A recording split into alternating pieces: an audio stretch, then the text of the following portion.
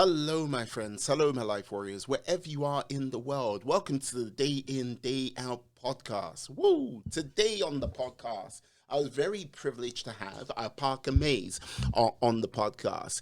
He is a student at North Carolina State University, where basically he's involved in a program called Impact Leadership Village, where he's risen up through the ranks, up from a vice president to a board president of this community. We spoke about what his thoughts are on leadership, how he is actually trying to, how can I put it, how he is actually trying to make leadership happen for others around the world. And we talked about his podcast at length. I have to say, we did cover a number of other topics, but yeah, a very interesting young man, and I think bright things are ahead for him in the future. So please sit back, enjoy the podcast, and yeah, have a fantastic day. Oh yes, please take a moment to subscribe if you haven't subscribed, or yeah, give us a positive comment. That'd be much appreciated too. Have a great day. Bye-bye. Hello, my friends. Hello, my life warriors, wherever you are in the world. Welcome to the Day In, Day Out podcast. Woo! Today on episode 121, I am very lucky to have Parker Mays on the podcast today. Now, what can I say? Oh, that was a beep I didn't expect, but nevertheless, what can I say? Now, my word, Parker, you are a man who looks like he's going to be on a very long mission, just at the start of it. And leadership seems to be the core of it all. Yeah, may I ask while we get started, because if I can go through your plaudits, but no, that's not my job. That's your job. Yes. Yeah, you are in the Impact Leadership Village at NC, North Carolina State. What is that all about? Yeah, absolutely. So, I really appreciate you having me on 121 episodes. What an accomplishment! I love hearing that. And consistency, my friend, is absolutely key. So, keep it up. Keep up the great work.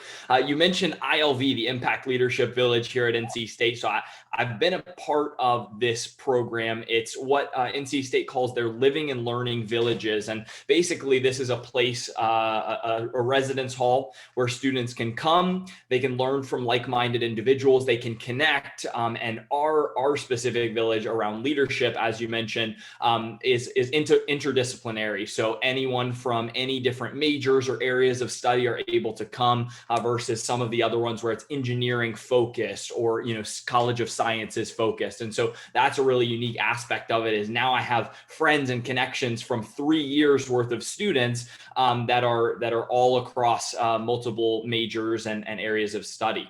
And so when I first got here, that was my place that I connected, and I really dived in with those people. And then my second year, I was the president of the village. So it was an 80 plus student organization, all lived within the same building. And then this year, I am the board of directors president. So we founded that, and the alumni organization that came along with that as well. Right. So let me ask, what do you feel like in your time in this, what you've compared to say when you were in high school, what would you say you've learned about leadership from that point in time? I believe you came from a small town in comparison to where you are now. Correct me if I'm wrong, but yeah. No, you're exactly right. I was from a suburb or a smaller town outside of Raleigh. Not anything tiny, but definitely smaller than where I am now in Raleigh. And so one of the big things is one of the big transitions was I actually graduated from a high school. My class size was only 50 people. So I, at 18, graduated from high school, class size of only 50. Transition to NC State, where my class size here is 5,000. So literally 100 times the size, my grade size from where I went to school before. So when you talk about leadership, I mean, talk about going from this tiny pool where it's so easy to be, the big fish in the pond, or like stand out if you have any notable characteristics, right? Versus now you're just nobody in a huge body of water. So when we talk about leadership, I'm always thinking about, okay, what are these things and the ways that I can be interacting with people that can make me stand out, right? And my approach to leadership isn't just the person, at the front of the line or the front of the class, but more importantly, it's actually how we interact with everybody, how we build relationships with people. And so for me, within this big pool of NC State, it's been about how can I actually make impactful relationships that are going to help me to take people from where they are individually to where they want to be, take those next steps. And that's what we focus on with the Impact Leadership Village. And now even with what I'm doing with some of my podcasts and community stuff. Would you say, like, with regards to your you're a fledgling leader? Oh, there's your head. Like, you're a fledgling leader on the rise. Like leadership skills you picked up, everything like this. How would you say your leadership style has changed because of, say, 2020/2021? Yeah, it's really interesting that you mentioned that. The biggest thing that changed over the past year essentially is my perspective on connection. And what I mean by that is that up to 2020, and it's still being a 20-year-old, 19-year-old kid, realizing that, or thinking that, Raleigh, North Carolina is all there is really, right? I'm in this bubble of there's so many people that I'm able to interact with. I'm like, oh my gosh, this place has everything I could need, right? So I'm like living in this kind of bubble and interacting with everyone here. Well, what the pandemic did and what work from home did and all of these things that were involved was it opened up my perspective that, okay, now suddenly there isn't just this one area, right? Things like this conversation happening would have absolutely never been possible with my mindset of, right where I'm at is perfect and it's all there is. And so that was the biggest thing, within leadership, I opened up myself to other opportunities to connect with people from around the world. I connected with not only adults, but I connected with students in India, Nigeria, the UK, Canada, around the US. And so that experience opened up this multitude of kind of enriching and learning and all of these things that wouldn't have happened without this year. So that's why I'm really grateful for kind of how I've been able to tackle the last 9-10 months. Right. Would you say, like, has there been sort of any sort of challenging experience you've like found yourself in over like this particular lockdown period, which you've like gone, okay, I would handle it. One of the biggest things that I see, and I struggle with this personally a lot, but I hear it a lot as well, is for people who are more extroverted or people who really love interaction, especially after 9 months or 10 months, the whole Zoom thing isn't really cutting it as much, right? And I think Parker. Calls back to back and everything like that. But then what eventually happened is we started feeling a little bit of that burnout. So we're really productive and we're doing a lot, but then it transitioned to, okay, we're feeling burnt out from how much we're interacting and how much we're doing with people. So that was where the change was for me. Is the challenge is starting to feel this sense of like, oh, I really feel alone in this space.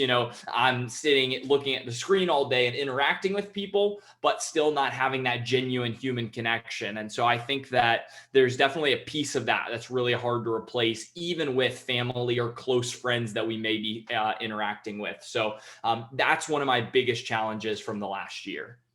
Yeah, one of the things I would simply say with regards to like using Zoom, using Teams or whatever like sort of communication program you might use, it's like you got that sort of one-on-one connection, but it's like the little things you can't sort of pick up on how like body language and like sort of tone, you like people like tone over a video connection might be totally different. And yes, seeing as I come from a land which, how can I say, sarcasm is it is a second language. From people, it's a first language. Lots of things might be missed out on, and like yeah, trying to sort of build that connection because look, when you go, I've built connections left, right, and center. Yeah, I've got 20,000 people on LinkedIn, but you haven't like until you've actually met one person and gone, yes, hi, how you doing? My name, yeah, we're on LinkedIn, and you meet them face to face. It has a little bit more power to it. 100%. And I think that's even the small things like the video on versus off in some sort of group setting, or the option to just mute and you're kind of away. You feel set apart from this group setting. There are settings online that aren't replicated whatsoever in a group setting. Even if I cough, it's super easy. I mute, you don't hear the cough, anything like that, right? And it's just little things like that where if we're sitting in a group and somebody coughs, it's just not replicated at all in the setting. So I definitely think there's pros and cons to it. It helps me to connect more people. I can bring in people from around the area that may be able to have a more relevant conversation than if I was in person here. But there's definitely the downsides as well. It's replicating the human experience. And so it's a fascinating idea. And I think it's something that a lot of people are dealing with and maneuvering through. Even I've heard a lot of the social aspect of, a game night or something online. And it's just, a completely different experience than an in-person game night, but people are really trying to replicate that, human in-person experience. And I think that for some things like businesses, we've seen it really be a positive thing where people are still able to work and keep their jobs and make money and provide for their families. And then there's also the social side of it where we're really losing out on a lot of pieces of it. Yeah, I would imagine so. And when you say on the social side, it must be kind of, I know America with each state, it is always different, red, blue, with regards to what they're doing with restrictions and lockdowns, possibly, if you tiered system. What is going on with yourself right now? Because you are in college. That experience is what now? Yeah, it's funny because so right now NC State, and a lot of North Carolina schools are still mostly majority online for classes as of this semester, so spring of 2021. That being said, there's a lot of shifting happening. There's a lot of motion and not exactly sure what it will look like in the future. That being said, you really have two sides of people, and it's a pretty not many people are right in the middle. I'm kind of I kind of fall somewhere in the middle there. But of either, we are partying hard and having, 50 people in our apartment and, the more what people would call irresponsible side of things for sure. And then the more the complete opposite side, which is, I haven't left my house in 9 months. I'm ordering delivery and food. And there's still really those two sides and you see them. And then there's a wide variety of people in the middle who are either, hey, let's socially distance and spend a little bit of time in small groups and, different things like that. I think a lot of people have different beliefs for sure, but those are we're still seeing both of those two sides of it here. I don't know what it's looking like there.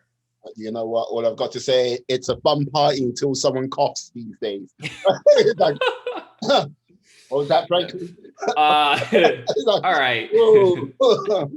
I gotta go. It's about time to go. Look at the door. Yeah, we heard the cough. All of you are detained.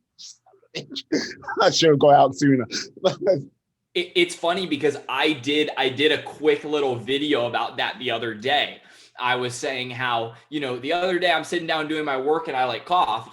Yeah. And normally, 5 years ago, we just been oh yeah, it's a cough, right? But now it's this thought process that goes through my mind personally. If I'm sitting at my desk and I cough and suddenly I'm do I have a fever? Trying to smell something, all of these different thoughts go through my head. And it's this like thought process on thought process, this kind of feedback loop that happens where then in the next 10 minutes, suddenly I'm like, oh, I need to lay down. Like I'm like walking out to the testing center and all of this, right? Because like our thought process just runs wild with things like this. So it's definitely interesting. I can see them like going, park it. You've been here 2 times already today. You need to go home. You were clear this morning. Like you're clear now. Look, we're not going to test you a 3rd time. Get out of here. Oh, yeah, it's exactly. No. They're like, your last 3 tests haven't even come back yet. Like, go home and stay away from us. It's like, oh, okay. Just got your test results back, Parker. You need to sit down. No. And I think that's the hard thing too, is with everything being so new, there's such a variety of how severe it is too. If you hear, I tested positive, then some people immediately think of like, oh my gosh, like, really bad symptoms. And they, we've all heard about the stuff that is going on and comes with severe symptoms. And, I'm not in the medical space, not a doctor at all. And so like, I try to just kind of balance that, like, hey, I'm trying to be socially responsible, trying to make sure that I'm not the one spreading it around or giving it to anyone or getting it. Yeah. But, at the same time, I'm still going to go to the grocery store, get my groceries. I'm still going to, like it's not complete, like all the way in. Yeah. I wonder like what some of like this experience, which I've got to say, like is totally unique to basically everyone. Well, not unless if you're over 100 years old. Right. Like totally unique to everyone. How this is going to sort of affect people's sort of leadership decisions in the future, or how it's going to shape leadership overall. Is it going to be caring, more compassionate, or is it going to be a little bit more, how can I say, hardcore and a little bit more militant? How do you think it's going to go? It's interesting because I think one of the things that I've heard a lot is this idea that, as a result of the pandemic, we've seen what governments and what people in leadership are really capable of, the decisions that they're capable of making and the impact that they can have in our lives. I think some people feel safe and protected by that. And I think some people feel like, oh, wow, how much do I really have control over my decisions? And I think that's the stem of the argument, right? So in terms of how decision making is happening, I think we see it on both sides. Some people are very logical approach. They're like, this many cases and this many deaths, this is what we should do. And some people are like, we want to keep everyone safe. We don't want any spread, right? And that's the very empathetic and very compassionate approach. So to be honest, I think it's kind of hard because it goes back to what we were saying before. The two conflicting sides are approaching it very differently, which is what makes the discussion so hard. For me personally, I like to see a good balance of both. I like to look at facts and statistics, but I also like to realize that these are real people that we're making decisions about. And I think that without both sides of it, then it's very easy to polarize versus wanting to make a decision that is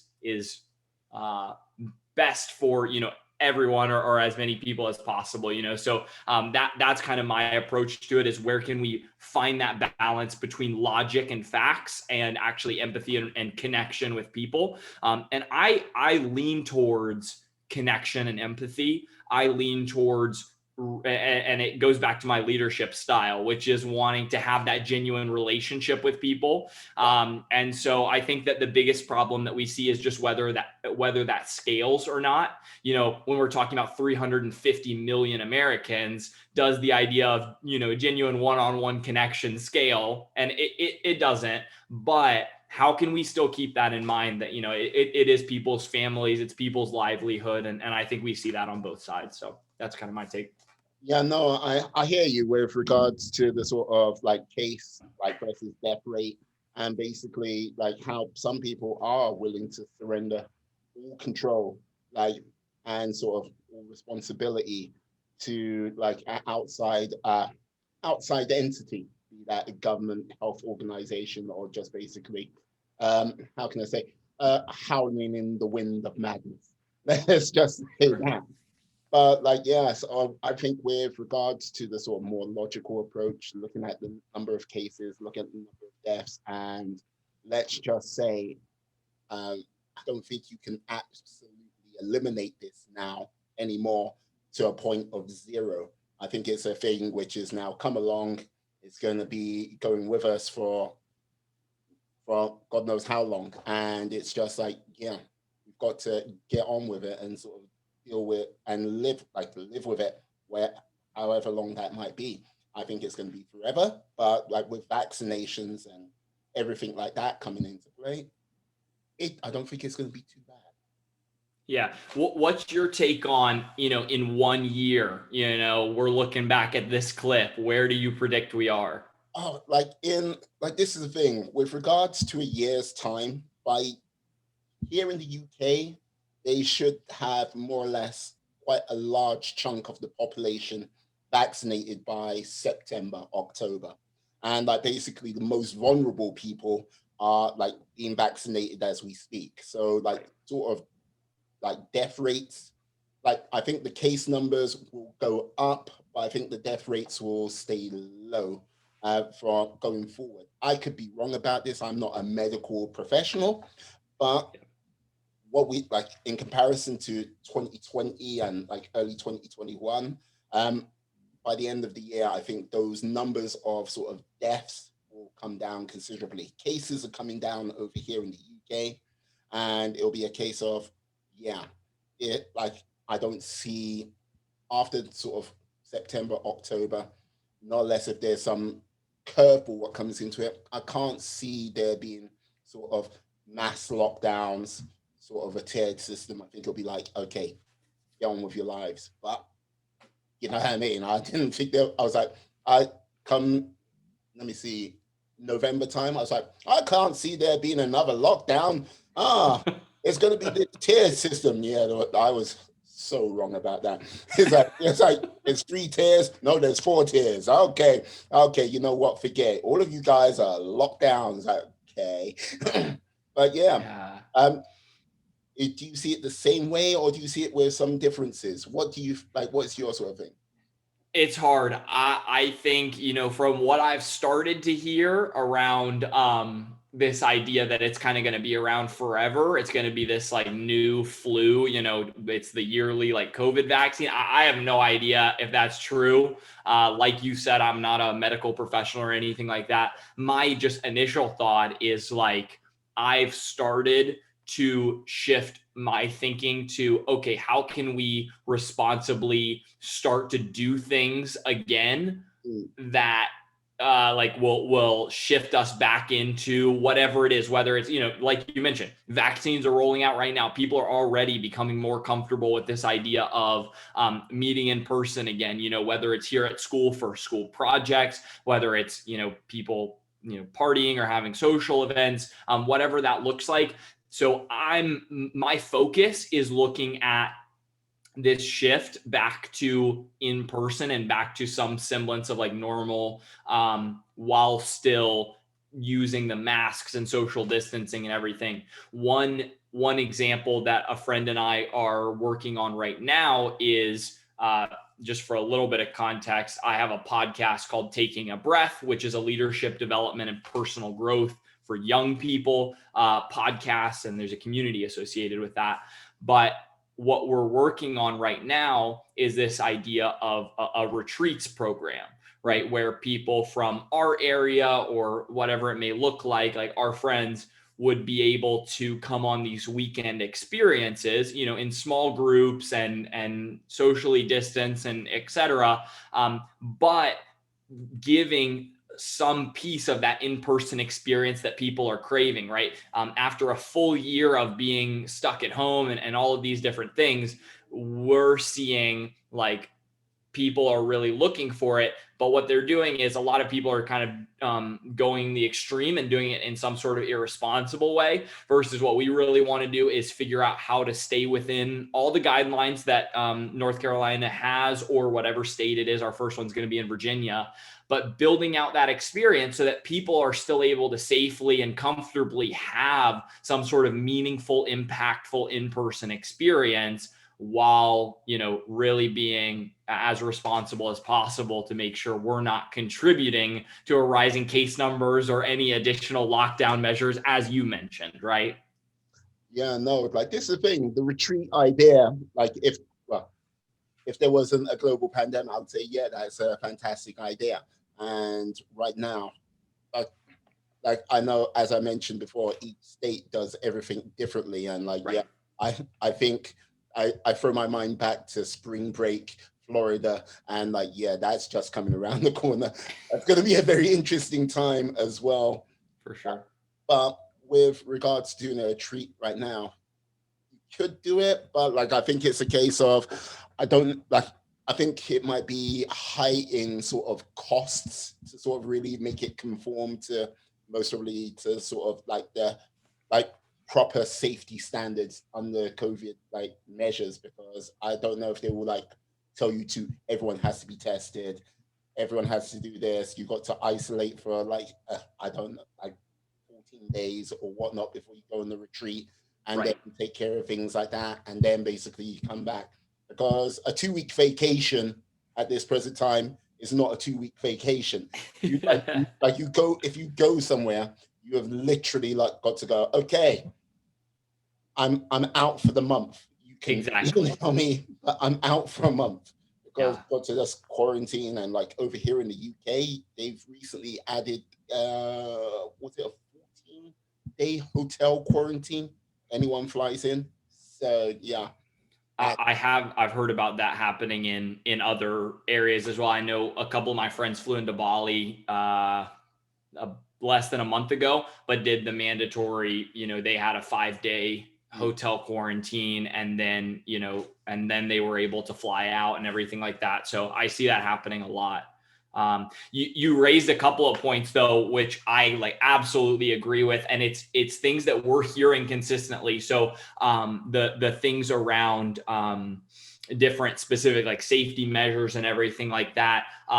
To your point, which is like heightened cost and everything like that, I do think at scale, those things are definitely things that will be a struggle, because, if you're thinking about renting out some sort of auditorium venue, if it's one person every 6 feet, then whereas before it was 300 people, now it's 150 or 100 people, right? So it's still the same cost from that perspective. For this one, we're starting at an extremely small scale. It would be, like 10 people, all within this similar type of age demographic and like very smaller scale. So while we won't run into those types of things initially, it's definitely something that, depending on how things shake up over the next 3 months or so, if it did scale or if people did like it, then, how would that work, right? Because I do see organizations that are creating experiences for their team where they're, one of my good friends went to Florida a couple weeks ago because his sales organization was doing something similar. But what they had them do was they were all in different houses divided up by about five or six people per house. And they were all watching it live, but from the TV in their house together as a small group, right? So there's options for things like that where it's some sort of in-person / online experience. And I think that's where for large scale events, it needs to start to transition where, 4 or 5 people could get together in a house, whether it's a family unit or close friends or anything like that, and build out some of that. So that's where I see something like you're talking about going is, hey, how can we get a small group in a house that's all attending this same, retreat or webinar or live event together? Yeah, like this is the thing. Like when the world like gets back to some form of normalcy, I think that's one of the things with retreats and like sort of like events like that. I think we'll be able to scale up massively, because 100%. like the whole thing is like you go, okay, I've got a retreat, and then you most probably get like, okay, depending on the size, like you're talking about 10, like say you had 30 people, you go, yeah, I'm here for the retreat. For But sure. then like before, it would just be the retreat. No one's actually thinking about, okay, let's record the retreat or do something live. So now we've got like, yeah, groups like around the world, like also taking part in the retreat. And then basically, yeah, you mentioned the like your friend with the 5 people in the house and stuff like this, Right. like linking up, breaking up the retreat in groups of 5, then basically joining up with rooms like on Zoom and stuff like that virtually. So they're getting the sort of group experience type thing. Wait, should I be actually saying this out? Am I giving away money here?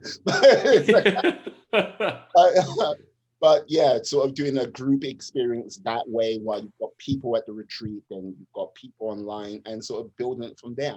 I think that's going to be some of the future or some of the ideas which will come out of this because people need that content.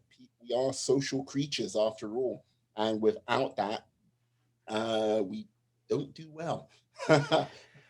And I'm fascinated by what you talked about there, which is, never again will a live event not have a recorded or live streamed or some sort of digital element to it, because everyone in this entire, in the entire world essentially was forced to think about how can digital interaction be incorporated into my daily experience. I think that industries like concerts, like social venues, like retreats, conferences, all of these spaces, I think the business for those types of experiences will be booming once they're able to host again.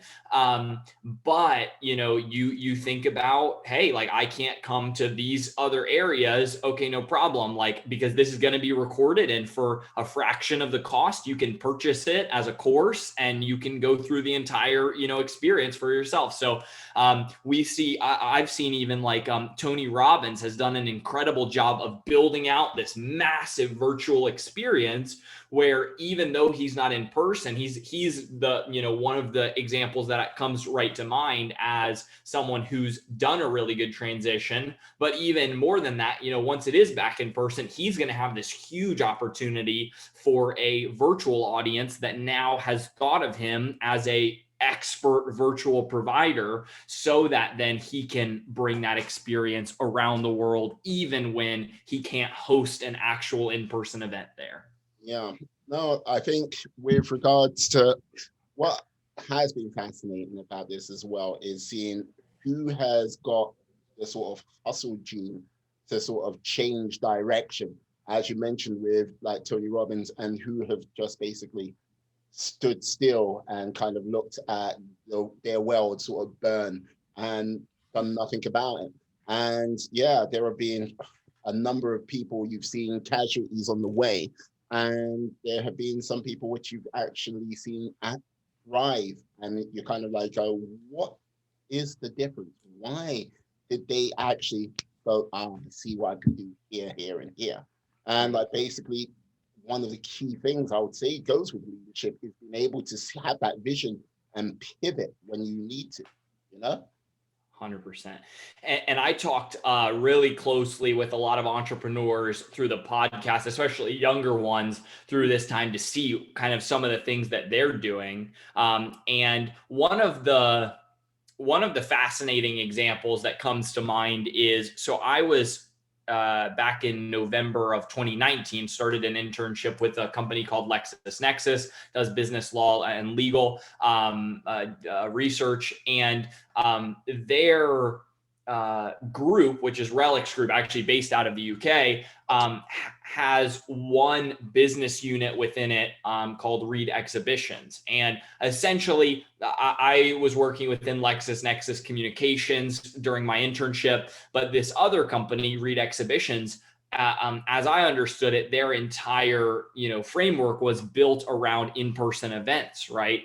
And so as I'm thinking about this, LexisNexis doing relatively well and everything like that, I was hearing, someone like Arita Exhibitions, who's very focused, and their whole product is providing a really strong in-person experience, is trying to kind of do some adjusting in order to make, revenue and pivot. That being said, I transitioned to a new internship, didn't hear about what ended up happening with it, but that's a great example of, hey, like if my whole business is, wedding planning, for example, and, now no one wants to have a big wedding, or people don't have the money to have a big wedding, what is that going to look like? And so have had a lot of friends and entrepreneurs in similar situations. And there are some places it's like, okay, I can pivot and make it happen. There's some things that's like, okay, it would be a lot harder, to make something like that happen. So working within an industry that already has some sort of technology infrastructure is, a huge benefit. But then, figuring out how to make it work, when that doesn't line up. Yeah, like this is the thing. I find that very curious because, okay, the younger entrepreneur, like, they fresh faced and like full of piss and vinegar, as they say, looking to take on the world, compared to like a seasoned sort of veteran, like kind of thing. Like I don't know how many entrepreneurs if you've spoken to a broad spectrum, or if you've just like focused, as you mentioned, about young entrepreneurs, like what their sort of attitude been, kind of, like, has it been like, oh, yeah, because like you go, yeah, you talked about them like, change, stuff like this, but have they been like, yeah, I see this and I see that? Here's what I love about entrepreneurs in general is I see entrepreneurs, like really like pure entrepreneurs, always looking for opportunity, right? And I think whether it's in a situation where, COVID hits and suddenly nothing is in person, or whether it's, this part of my business isn't getting as much customers, whatever that piece is, entrepreneurs are innovating. They're constantly improving. They're thinking about ways to improve. So what I've seen is people taking something like this, like COVID, and saying, okay, how can we pivot the business? How can we shift it in a way that still provides service to our customers?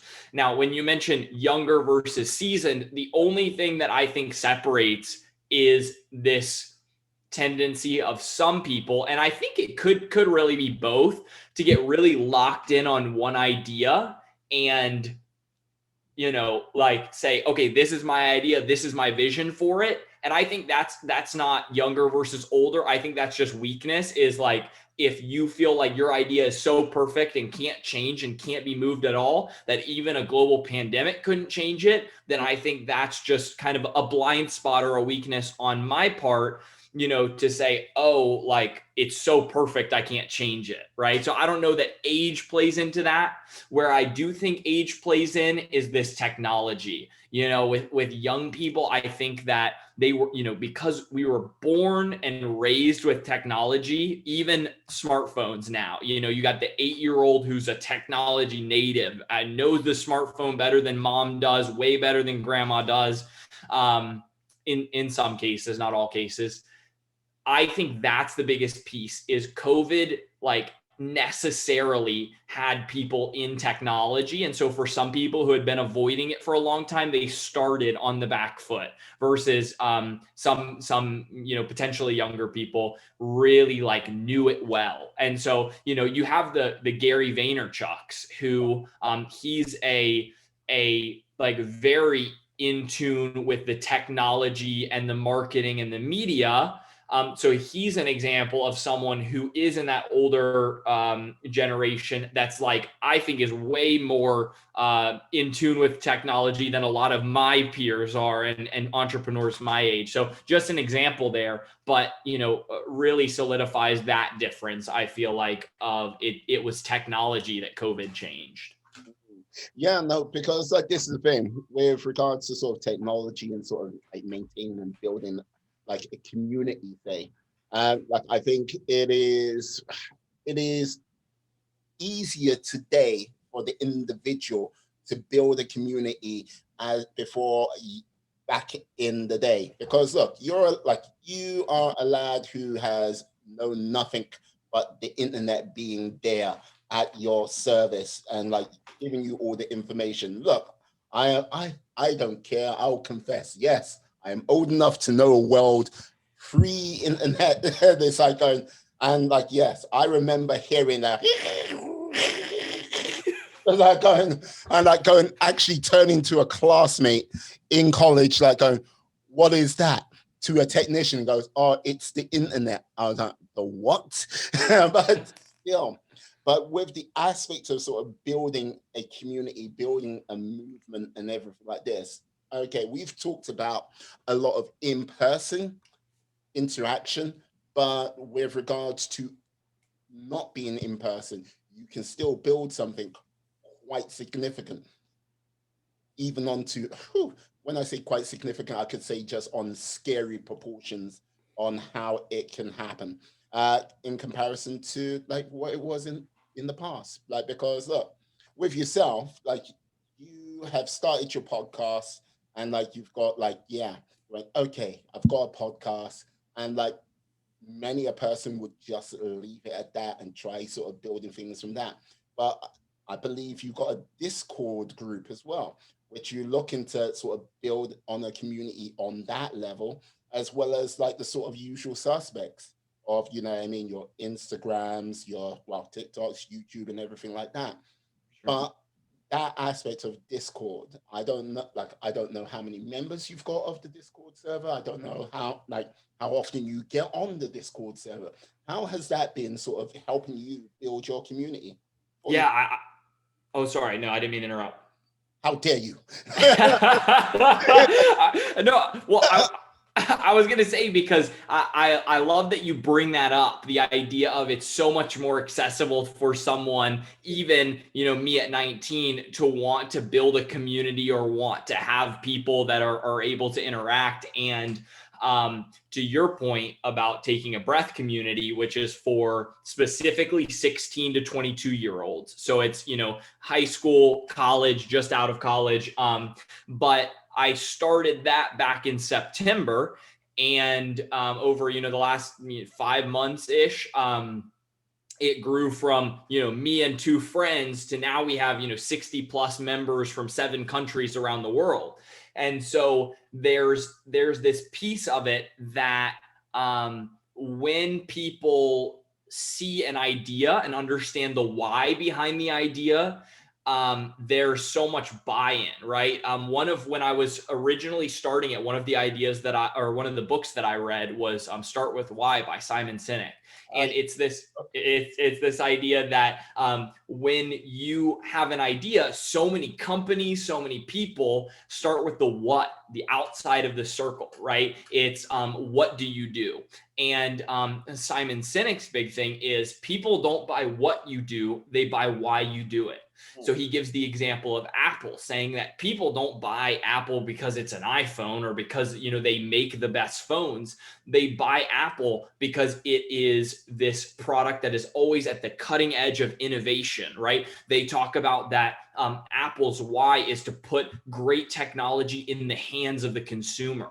And so that idea really stuck with me as I was starting to build out the community, because the why behind it was to empower young leaders to take action on their goals and to connect with each other in a meaningful way.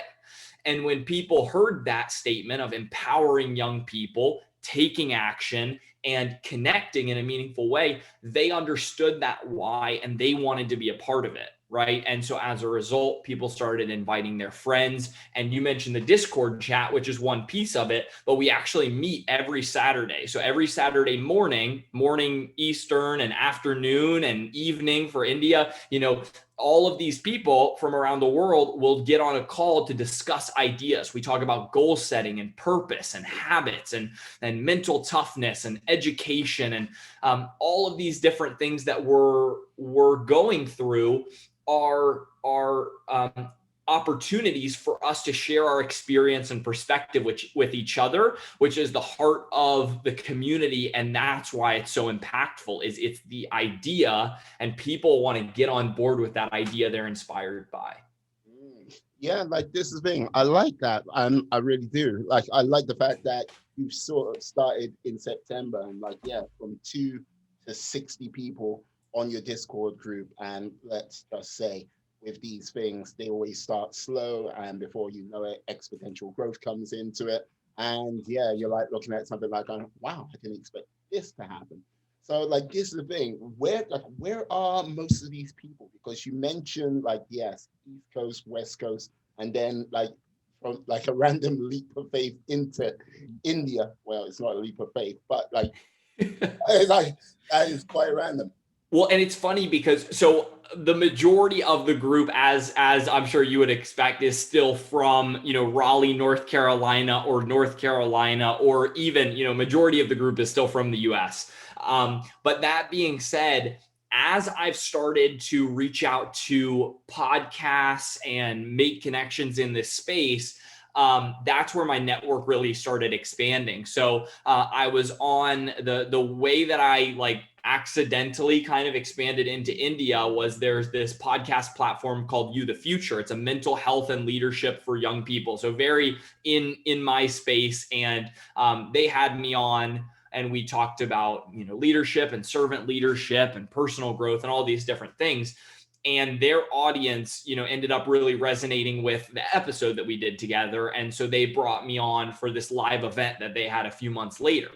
And as a result of that, between those two things, I got so much exposure within this area of Pune, India.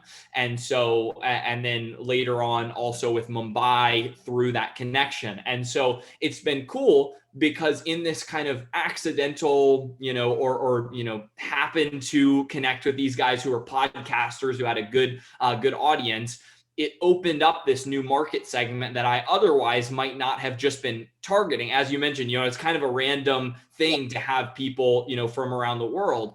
But what I realized was if the opportunity arises, I want to make sure that I can take advantage of it in a way that's really meaningful and impactful and bring value to their audience for the people who are looking for that type of thing. And I think, now some of, both of those guys, Tanish and Sashrut, who run that You the Future platform, are some of my, closest out of country friends. And so it's cool to see how, if you're intentional about the connections and about following through with bringing value to people, how much that opens up, goodwill and people really wanting to bring that two-way relationship. Yeah, like it must have been interesting when you were talking on that podcast in India with regards to the future. Like, are the sort of leadership like questions they're asking quite the same, or are there sort of little differences, different nuances which go with that? Because like, you are sitting in the East Coast of the United States of America, they're in India. Like, yes, if you think about the sort of day to day, there are similarities, but it can be quite night and day, if you get what I mean. Oh, 100%. No, it's funny because actually I run these things in preparation for the retreats that we want to launch this spring or spring/summer. We're running these little accountability groups, these little focus groups. And actually my group right now has 2 people from my audience in India that are a part of it.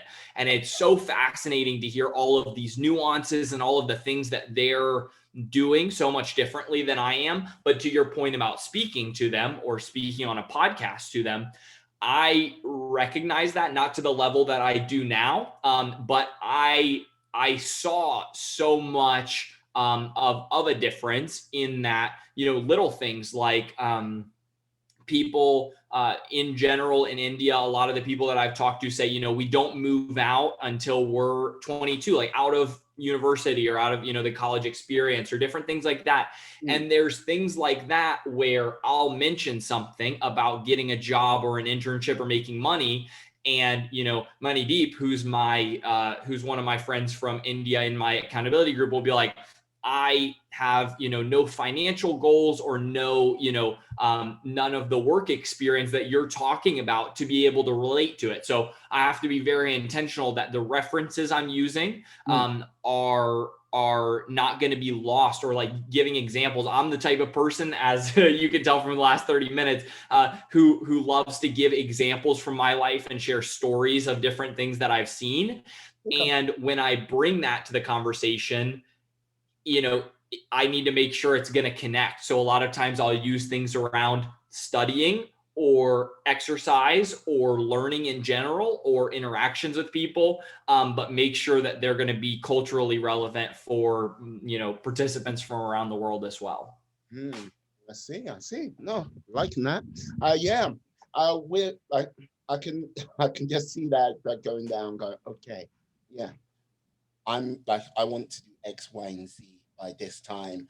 Yeah, that cookie is not going to actually match for me. I need, like, this is what I'm focusing on. And like trying to sort of unify that must be incredibly tricky. Like what has there been sort of one bit of common ground that you've found with most people where you're like, oh, okay, this might be one of the keys to, who knows, to several keys around the world, but this is one of the sort of keys of my group right now? Yep. The biggest thing that I see is no matter what background people are from, everybody in this like high achieving young leaders community, they have goals, they have things they want to accomplish. So a lot of the things that I talk about in our groups or in conversations are around our habits, our goals, and the things, our follow through, our accountability, because those things are universal. Everyone, even, from our participants in India, they have goals around their education. They want to finish school. They want to get certain grades. They want to do this much reading, right? All of those things, it may be more education centered than what my US participants would, which they would say things like, I want to get this internship, or I want to get this job. I want to excel in this way. So that's where I focus. Versus, this is an interesting one that I'll bring up. We talk about this idea of purpose or building your mission statement, right? The idea of empowering young leaders to take action and connect in a meaningful way is my personal mission statement, and then also the mission statement of taking a breath. But that idea, when I first started talking about it to specifically my few participants from India, they were like, this is something that I've never thought about before. It's something I've never talked with anyone about. And they were like, we don't really, or this one or two examples, I'm not saying everyone, but this one or two examples didn't have that. They hadn't ever thought about it or talked about it before. And so that was one piece I really wanted to build in, because for my US participants, it was really relevant. They are really interested in that, starting with why, that idea that we were talking about. And so as we're talking about it, part of it is just laying the foundation. I'm kind of explaining like, why is this important, or what's important about it? And so I think that was the biggest difference. But when we could all unite on, hey, we want to do these goals, we want to make these things. And I explained that the way we're going to be able to achieve those impactful pieces is by understanding that starting point and understanding the why behind it. Then it connected with them as, oh, that actually makes a lot of sense. If I want to do the thing, then I need to know why I want to do the thing, and boom, that's the connector piece. So I think it's all about how you approach the conversation and the language that you use to make sure you're intentional about explaining why it's going to be impactful or what they're going to learn from it. Yeah, I think I get the reason why you are doing what you're doing, but like with regards to, you've mentioned targets a couple of times. Like, okay, what would you say would be some of your sort of key targets and goals for yourself, and basically for your group, which your, how can I say, your small squad, which shall turn into an army, which shall turn into a legion, and who knows? Like if you start building a Death Star, I have to stop you because that's down to my lady. She's got the whole. That's another story. Like galactic domination, that's another story. It's up to her. But yeah, what are some like? What's your key goals for yourself, targets, and for your group?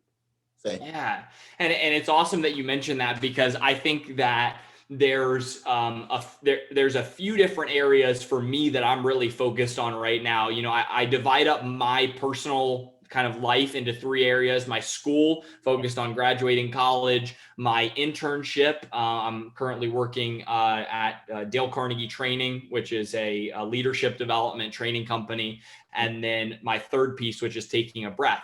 And I've been very intentional about kind of setting separate goals for each so that I can make sure I'm achieving. My biggest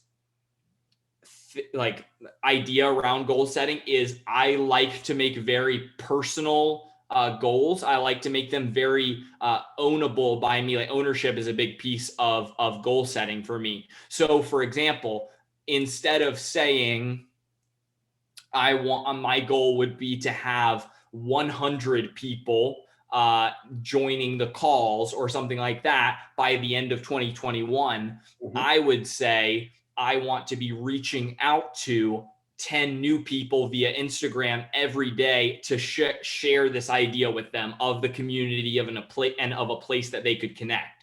So that's more of where my goal setting process is. And these are the types of things that I'm doing consistently: reaching out to new people, posting new content, as you mentioned, sharing new episodes with people so that they can connect and hear the message and hear what we're talking about.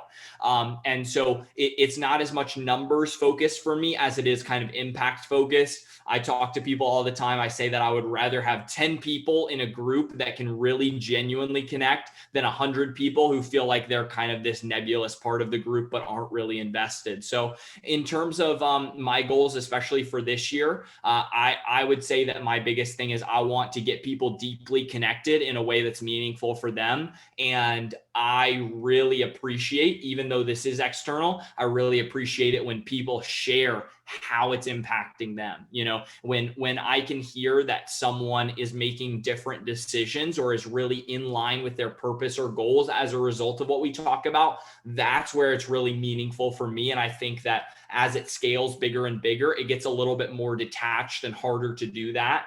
And so I'm trying to keep the focus intentional, that even as I'm outreaching, I want to make sure I'm very personally connected with people. And we'll see. You know, you mentioned at some point it scales and scales.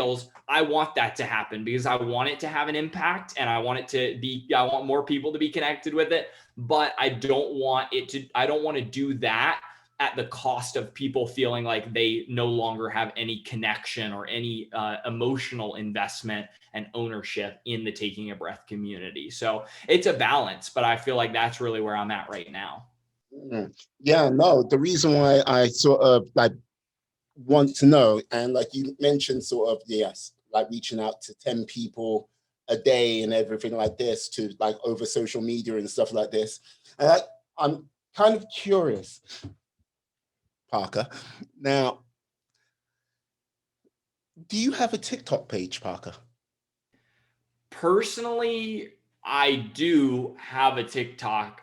I don't post on it that much. I see a lot of value in it, but it's just like hasn't been my medium for gaining too much traction, if I'm being honest. Yeah, like, you know what? Like, I'm just curious. Like, yeah, like you go to the gym a lot, don't you? Right? I do. Yeah, like, so you like the leg press by any chance? I do. I'm not a big leg presser, as you know, but I have some friends that are big leg pressers. Let's put it that way. Yeah, no, like I believe I've seen a video of the leg press, and like, Yeah. yeah, like I've got to say, yes, two of your friends seem to represent with some like big heavyweight. Like you brought it, you brought it to the game, son. Like it's like brought it to the game, and like, yeah, I was like, okay, yes. So you got a bit of comedy streaks in you, I see.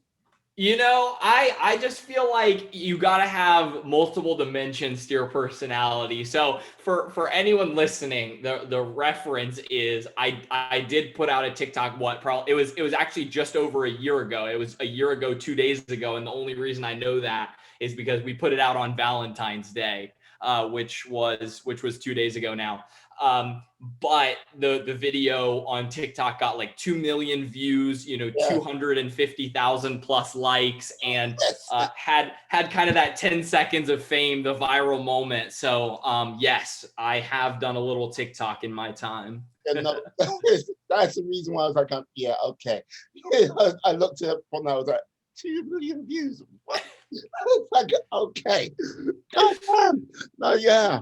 Yes, I see your comedy streaks there, my friend. I see your comedy streaks there. Yeah, school night versus like, yeah, what you're like normally is, I'm up. But, I know, yeah. loving it, loving it. That's all. Um, How about you? Are you so I guess you're on TikTok at least. You put out much content on there? I'm well, always curious. I put it this way, like I like my TikTok life is rather humble. Like, and let's see, I've got 1,000 followers, and like, yeah, all I do is put out more or less 2 videos a day, just like, yeah, me after my run, and then basically like a squat challenge I'm doing this year. Last year it was push-ups. I did 66 push-ups a day for 366 days to raise awareness for soldiers with PTSD through the whole of the year. And this time it's doing 44 squats each and every day for the next 365 days to bring awareness, well, to raise funds and awareness for bowel cancer. So, yeah. So that's all I put up on TikTok, and occasionally I put up like clips of the podcast on there because I know it's, how can I say, it is a much younger crowd predominantly on TikTok. And don't get me wrong, there are adults out there, but I'm not too sure if they're like sort of, ooh, I want to know more about a podcast, if you get what I mean. That, that, Yeah, I was going to say that was the struggle that I had too. Exactly what you're saying, which was I don't know if the podcast crowd is as much out there, or even the personal growth. I know there's some like personal growth and development. I just hadn't like tapped into that yet. I'm not sure exactly how to get to it. So and probably part of that is posting so much like comedy content for a little while, and people saw that and associated it with a little bit of comedy, and then I started posting like personal growth and leadership stuff, and the algorithm I don't think was able to like make that transition as well, and then my current audience wasn't as interested in it, so I kind of shot myself in the foot a little bit there by posting a lot of comedy and getting a reputation around it, and then transitioning to just doing heavy leadership. Because in February, I didn't have the podcast at all when I posted that and was doing the viral. It wasn't until May 1st that I started the podcast. So it's almost been, it's 10 months now, but that was kind of the idea there is, I don't know if I'm ever going to be able to reach, they talk about that side of TikTok, the personal growth side, where I was on the comedy side. So kind of the far end. right. Yeah, I am cute. Like, I hear you. Like, with regards to people on TikTok, yeah, no, they like, it's a great little platform, and the people who've like decided to follow me and my life warriors out there are very nice people. And yeah, I appreciate the fact they are following me. But yeah, but I don't know. As I said, with regards to podcasts, maybe one or two that might come down to it. But with regards to yourself, like, is it going to just be the podcast, or are you going to sort of like do something more on, say, maybe YouTube or something like that with regards to sort of the personal development? So sort of like giving sort of added value to that. Yeah, that's been a big debate right now, is where kind of is the brand headed? Because as I'm starting to think about doing some sort of LLC and building an actual kind of like license around taking a breath and the IP associated with it, I'm trying to figure out what does that look like for an actual profitable model, because up to this point, there hasn't been the profitable model. So it doesn't really matter if it's a business or if it's protected or anything like that. Versus, I think the breakthrough piece is going to be the retreat side of things. That's really where I'm personally invested. I also see potential for the community platform to be a subscription model where, monthly or yearly people have a subscription for the weekly calls that we get on. And as a result, the connections and community that they build there. But to your question about additional content, I think with the retreats, there would be huge potential for additional content, because if I'm giving 5 talks over the course of a weekend, then suddenly all of this content could be made available in short snippets as promo for everything we're doing with the retreats brand. I think that the retreats brand is like where there could be a potential profitable model where people are able to pay to come and, et cetera. So that's where I feel like the podcast is just the side content, but the actual experience, the retreats, et cetera, is where the profit could come from, or it could be an actual business that would play on it. I'm curious for you as well. Do you feel like with the podcast, where it's at and where it's going, do you feel like there's that, profitable model piece to it, or is there any leverage that you're going to take on it as well? With regards to that, it's going to be one of these things. It is, I think what people don't actually realize when it comes to sort of the podcast or podcasting or anything like this, it is a much sort of a longer process if you don't have a sort of pre-existing platform beforehand. Or you're mute, like you're on mute, Parker. You're on mute. Sorry, I didn't realize that. No worries. But yeah, as I say, if you don't have a pre-existing platform, it's a much longer process. What I think many people see with podcasts is like, oh, it's a fantastic way to get a long form message out. And yeah, you seem to get a lot of attention very quickly in comparison to, say, YouTube, where there's 100 million people which have got a YouTube channel, and there's like something like 1 million, maybe 2 million podcasts now, blah, blah, blah, blah, blah. You go, right.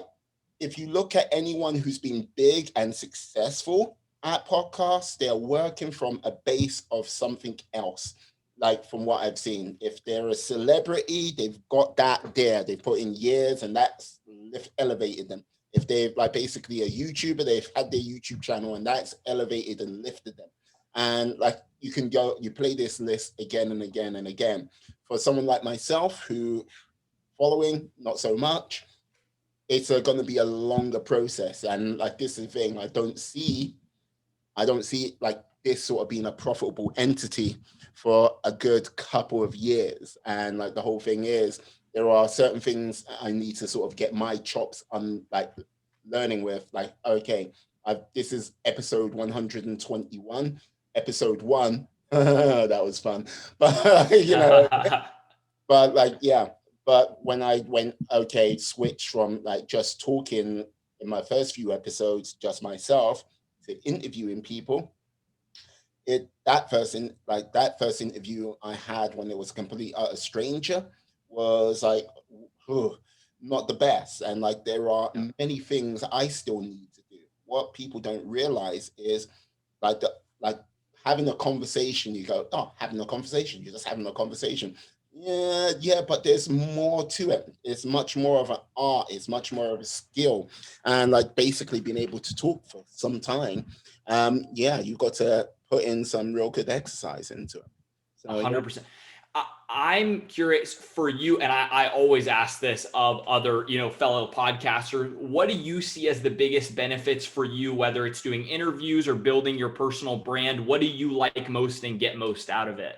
Like for myself, it comes from like, okay, like I won't lie, it comes from sort of selfish sort of reasons. Like it's one of those things, like I'm in my 40s, and like one of the things, and like you're going to learn. I'm not, and I don't say this to be sort of like, oh well, I'm like, no, like you currently like at the sort of legion age of like your life. Basically, you like, okay, I'm gonna go out and I've got my crew of friends, and you just like rollers in legion, bam. When when you get into your 30s, that legion grows smaller. It turns into like squad, and like then it's kind of like it gets smaller and smaller and smaller till you got your sort of, yeah, you are my ride and die brothers and sisters in arms. That's it. And like you go, what's happened to all these people along the way? It's just life has its way of just taking up your time. And with that, you don't have as many conversations with new people. You don't have as many like experiences to meet new people.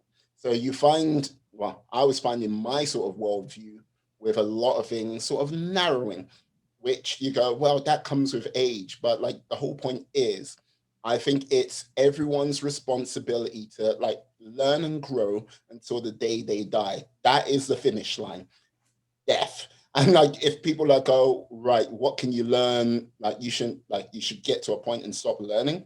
No, you should be aiming to learn something new all the way till you die. Push yourself, grow, and look, try to avoid those sort of like states of comfort, if that is physical or mental. And that's why I do what I do. And like I hopefully can help people gain knowledge along the way. But yeah, that's what my sort of motivation is behind this.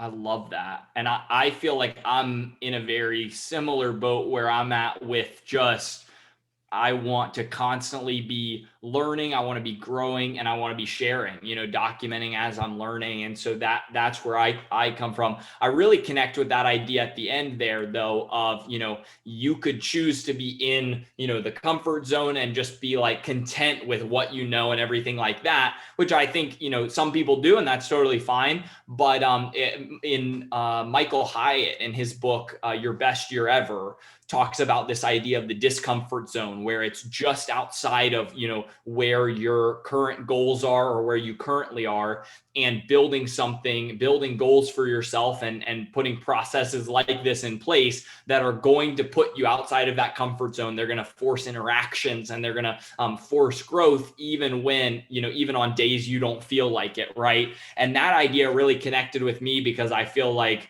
a lot of my life was kind of like, okay, I just want to do things that I already know. I want to learn things a little bit better, but I already knew kind of the idea.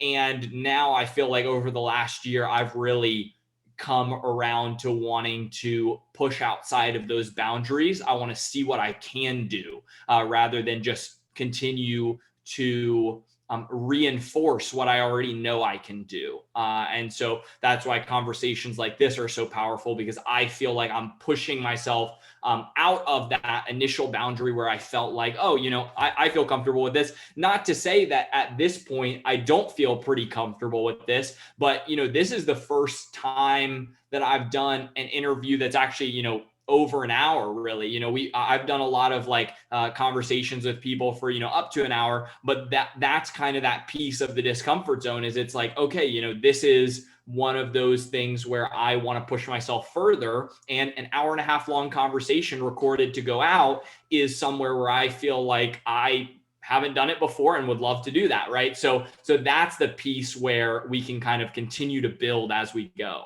Yeah, no, like this is the thing. Yeah.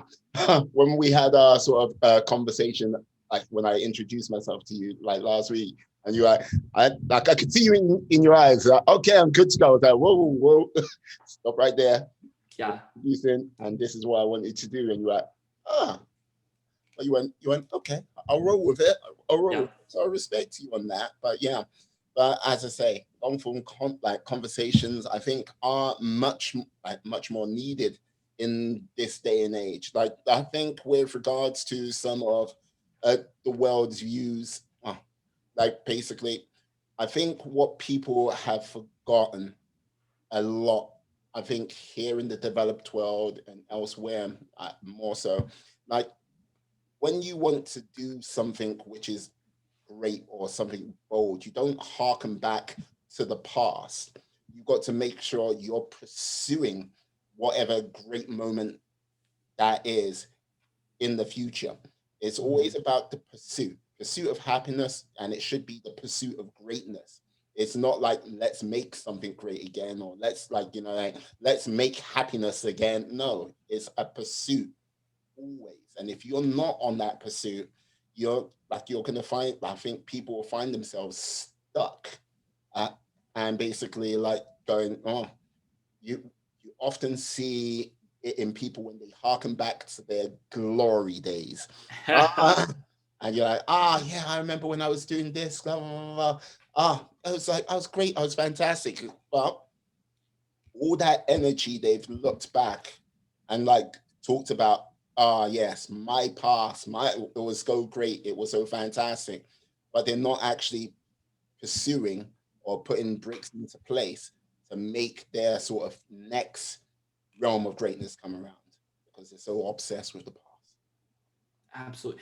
And it's funny because at my age, I struggle with the exact same thing that people around me are thinking about, their high school days or whatever, they're in college, but they're thinking, especially as a freshman, that first year college experience, it's always like, oh, in high school, I was the captain of the football team or X, Y, and Z. And what I don't think people realize a lot of times is that really like nobody cares. Like I don't say that to be rude or anything. I'm just like genuinely like your past accomplishments are really awesome, and to be honest, like once you get to a certain level, like really it does matter like what you've done or how your experience plays into your current role. But there's this idea that I think I always come back to, that you were just talking about, which is how can I make tomorrow better than today was? How can I, instead of looking back and saying 6 years ago was so great, how can I say, I'm ready to make tomorrow even better than today and the next day better than that one. And when we're pursuing that type of life where every single day is going to be meaningful, impactful, and actually, we're going to build on the previous day, then that's where the idea of the compound effect comes in. That small steps over a long period of time are going to build so exponentially. And so I just wanted to really echo what you said there, which is, hey, no matter where you're at, taking those small steps every day is going to compound over time and is going to lead to something really impactful. So that's where I'm at, and that's where I'm trying to go. There you go. There you go. Now, Parker, like, yeah, sort of change of direction. Sure. But curious to know. Now, if you were hosting a dinner party, okay, and you could invite three people, like leaders of the past, present, or fictional, which three leaders would you invite to your dinner party? I am a huge fan of Ed Milet, who is a current like business leader, entrepreneur. Big like he's probably my like person who, if I could have anyone on my podcast, if I could spend dinner with anybody, like he's one of the big ones. My second one, I'm really fascinated by. I work for Dale Carnegie Training, which is a company based on a man who wrote the book How to Win Friends and Influence People. For people who have heard of that book, fantastic book. I would be really curious to learn from him directly, to sit down with him. Unfortunately, that is not possible. So part of the reason why I'm so fascinated by it. And then I would say that the third one, if I had to pick a third person, I would go with somebody. I'm over here looking at my bookshelf, like which one of these authors. Who I'm really fascinated by is David Goggins. I don't know how familiar you are with David Goggins, but essentially he's like the mental toughness, like man, did all of these incredible physical feats and is just a really incredible person. I'm currently reading his book Can't Hurt Me, which is fantastic. And so those would be the three. I apologize for the long thought process there, but that's my initial thoughts. No, like this is the thing. You mentioned David Goggins. No, like I had his book, like Can't Hurt Me, on like his on audio. Oh, back when it first came out, and like yeah, recently this year I did like his like 4-4-48 challenge, like 4 miles every 4 hours over 48 hours. So yeah, that was fun to say the Dang. least. But yes, Yeah, all good fun. No, but like if when you're talking about a person of mental toughness on that side of things, where you're like David Goggins, I have to say, yeah, he might be the Rosetta Stone of toughness at this present time. And I think it's a case of his message where, okay, anyone can do what he can do. It's just about putting your mind to it. And like, look, people go, yeah, but I'm not a runner. Like, no, it's not about doing the running. Like, say, if you want to write a book, yeah, sit down, get disciplined with what you need to do, and yeah, start. And then eventually you will get to like some like mad level where you go, okay, people might look at you and go, you're amazing. But no, it's like you can do this too. You just need to get out that sort of mediocrity and then put yourself forward. Like when I say get out, when you say get out of the comfort zone, yeah, David Goggins is on some bizarre level. It's like, 100%. Yeah, that man is very next level. I was curious, what was your experience? You mentioned the 4448. What was your thought process like in the middle of that? Would you mind walking through kind of what you were thinking in those moments and how you were rolling through it? like yeah, you know what? With regards to the 4448, now like starting it, like doing the first 4 miles, yeah, no problem. It's like yeah, glide through it. Like, yeah, it was like, yeah, ran it in 50 minutes. It was like, yeah, second like 4 miles, great, no problem. It gets kind of interesting when you sort of hit the sort of nighttime and like, yeah, midnight, you go, okay, no worries. I'm still good with it. And now you got to sort of now work out, do you sleep for like a 2 to 3 hours and then like do it that way, or do you just sort of power through? Like it is one of those things where how can I put it? It's so accumulative. It just you'll be fine for the first 4 runs, and then it starts to pile on. By the time you get to halfway through, like going, okay, I'm good, I'm good. Like going, did you just hear that? He's looking at me like going, "Yeah, what?" And you just kind of like, "No, nothing. It's okay. It's okay." Oh my God. But when you sort of get into your sort of eighth run, and like, yeah, you got the accumulation, and like you kind of like, I made it a mission to sort of get at least an hour's sleep, yeah, like between each run, like 2 hours if I can push it. And like, if someone goes, "Well, no, that's cheating," I'll just say, "Shut up. You do it. You do it your way. I did it my way." And yeah, I did it sort of like, yeah, military sort of like military like special service sort of thing where you sleep when you can and you eat while you can. So I'd sleep, have something quite high calorie dense. So I'm getting that sugar or anything like that to just get me going. But when you kind of get to sort of run like by the time I got to run number 9, I was just like, yeah, just want it to end. Just want it to end because you've gone past that halfway period and you can see the light at the end of the tunnel, and you're like, oh. But by the time when I got to the 12th run, I was like, yeah, I was like pretty much done. And I was like, yeah, ran incredibly slowly. Like it was like, I think an hour and 10 minutes for a 4 mile run, got home. And like the thing what wrecked me, like like it was after run 7. The mistake I did, I had a shower, and like I should have just like basically just went, yeah, just left myself grimy and just went out there and continued. But I had a shower that kind of broke my sort of mental concentration a little bit. But yeah, and then I did nothing for the rest of the day. That's insane. Okay, wow, that's really powerful. I definitely I want to look more into that because I hadn't even heard of that, and I'll be curious to see what other people are saying about that as well. That's awesome. Thanks for sharing that story. Right. Do you run currently? I do. Yeah, every morning, but just like a 30-minute run to start the day every day. Okay. Like like do you what's the distance you cover in your 30-minute run? 3.5 miles, nothing crazy. Okay, so you got a bit of pace on you. Okay, what I'd simply say is, yeah, maybe double it, and like basically do that for about a month because he's doing his official one. I think on the 5th of March, might be. And yeah, if you want to take part in that, I'd say good luck to you. But what I'd recommend is, yeah, make sure you get an hour, 2 hours sleep before each run, like something to eat as well, just to keep your energy levels going.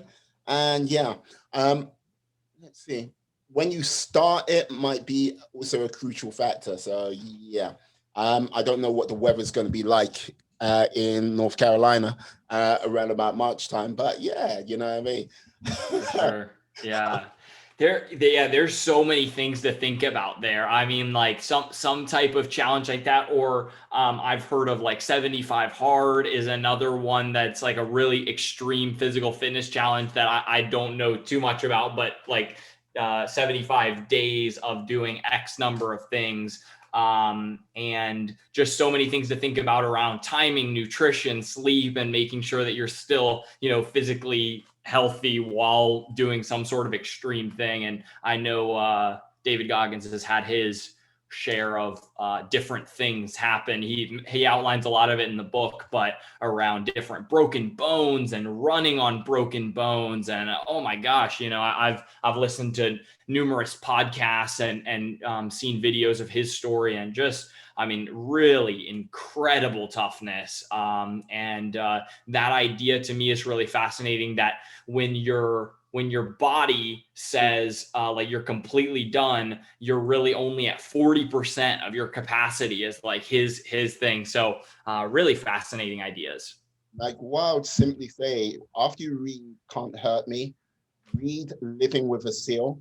Okay. Basically, the guy who owns, I think not Blue Jet, it was like he owned a private jet company. He did a hit back in the 90s. College Girls Are Easy. He's married to the lady who owns Spanx. He invited David Goggins to live with him for a month.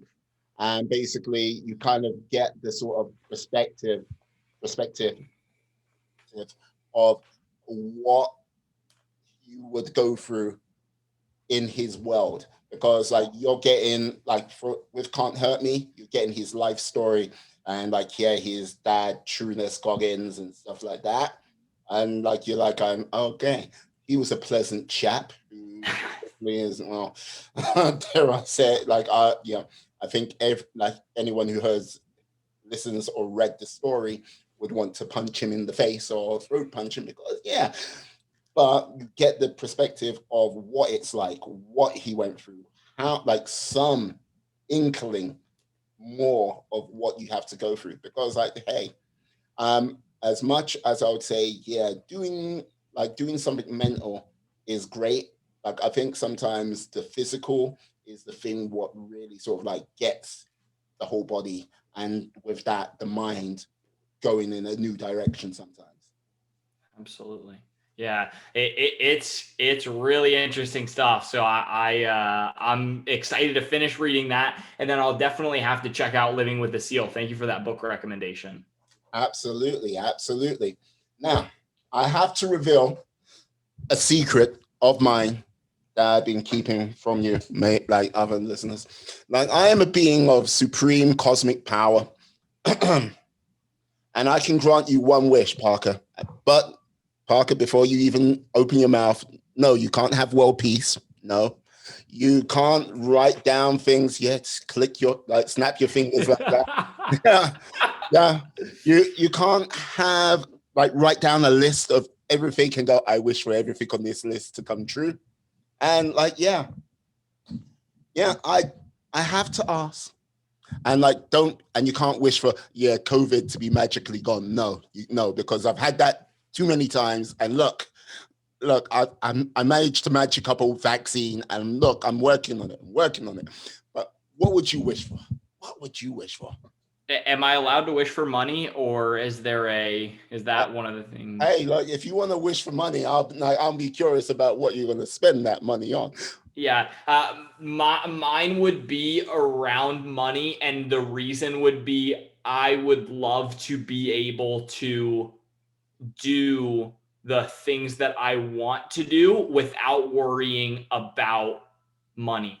Actually, it's funny because I don't know if anyone's going to be watching this on video, but the board back there is my brainstorm with a friend on accessible education. It's one of my huge passions, and we're talking about things like, college is this thing that's, only accessible for people with the money to afford it versus, is there some alternative? How can we build personal growth in our career and networking? And we're talking about that idea of the retreats and how can we get ownership around our education. But this idea is essentially like, if I could have, whatever it would be that the wish would be, $1 million or who knows, but if there was some sort of financial piece to it, I would be using it on creating some sort of accessible education program for students who either couldn't afford college or didn't value college. And I think that the retreats idea that we've talked about in a little bit of detail is this bridge where I can try to make it as accessible, but I can also make some sort of, money as a student doing it. But that's kind of my thought process behind it. Is I'm hugely passionate about accessible education and connection. And so I'm looking forward to, over the next year or two, really diving into where can education be more accessible for students. Interesting. More accessible education, but a pot of money to get that started. Yeah. So with, like, if there was an education program you can do sort of online apart from the retreats, what do you have an idea of what shape that might take? Yeah, essentially, and this is something that I'm brainstorming with a few friends. We actually do a clubhouse. I know you and I've talked about a little bit, but we do a clubhouse every 2 weeks about it currently.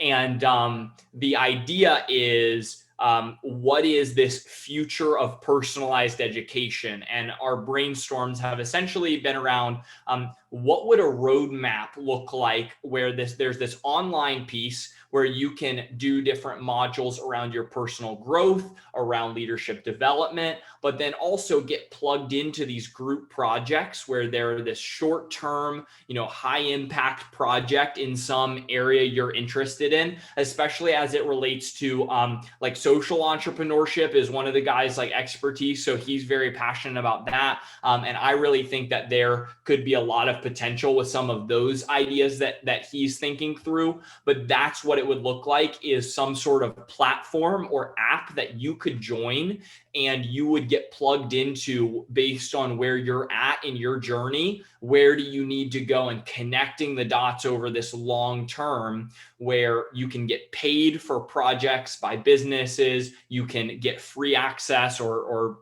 low cost access to classes and groups and personal development. And I think there's an interesting intersection there that we're really trying to explore right now, completely outside of taking a breath retreats, but that could be completely accessible to students around the world. Oh, fantastic. Yeah, I've got like one last thing before we depart. I have to ask, like, with regards to Clubhouse, because this has been the social networking thing of the age. Because I've got a Samsung phone, excuse the bright screen and stuff like this. I haven't been able to get access to it, and the whole thing is I'm now sort of going, now, is it really going to be worth getting onto Clubhouse, or is it not? Have you met any sort of interesting people along the way in Clubhouse?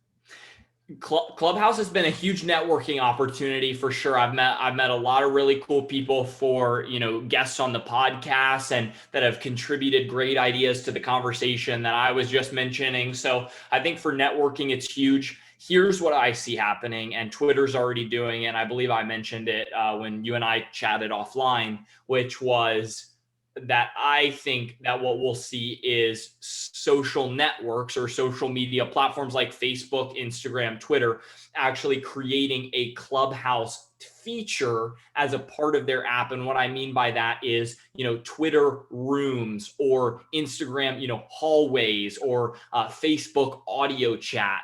Whatever it is, it's this idea of a Clubhouse, Clubhouse, the app being just a feature that you could accept, access within another social media. So I don't know that for sure. I think Clubhouse has a lot of attraction and exclusivity built in around it because it's iPhone users and because invite only access. But I think that if Instagram dropped audio rooms next week that everyone could access, then suddenly I feel like there's definitely a lot of potential with that as well. Okay. Yeah. iPhone users. Yeah. And no, this is the thing, as you mentioned, exclusivity. I think that's the sort of power of it all. And this is yeah, I think that if Instagram did that, yes, I think people would jump on it, but I don't think it'll have that sort of, I think, exclusive professional feel to it, Right. which I think exists currently with Clubhouse. I think if LinkedIn did something like that, I think it most probably be more effective. Very interesting. Yeah. Very interesting things to think about. I'm excited. It's fascinating, all of the innovation and the adaptation that we're seeing with technology now that everybody's using it and everybody's on it constantly. So I'm excited to see what the future looks like. Excellent. Now, I've got to say this, Parker. Yeah, you have been a joy to have on today. Thank you. Joy. Now, you must be going to have to do a long list of this, but can you tell the lovely people out there how they can get hold of you? Yeah, the easiest way is if you're on Instagram, at Taking a Breath Podcast. That's the number one place that I send people is our Instagram. If you're not on Instagram, you can visit flow.page, flow.page/Parker Mays. And that's going to bring links to all of Taking a Breath stuff and where I'm putting content. So those are one of two places, whether you're on Instagram or not. And check us out anywhere you listen to podcasts. Outstanding. Yes, I'll put that in the description as well, in the show note, not a problem. Thank you. What I'd like to say, thank you to you, Parker, for coming on today. As I say, been an absolute joy. And yeah, I like to say thank you to you, my friends, my life warriors out there. Please stay safe, stay well, be awesome, be excellent, be fantastic. Be all the positive bees in this world you can be, and then some. Have a great day, guys. Yes. Peace. Yeah. And we are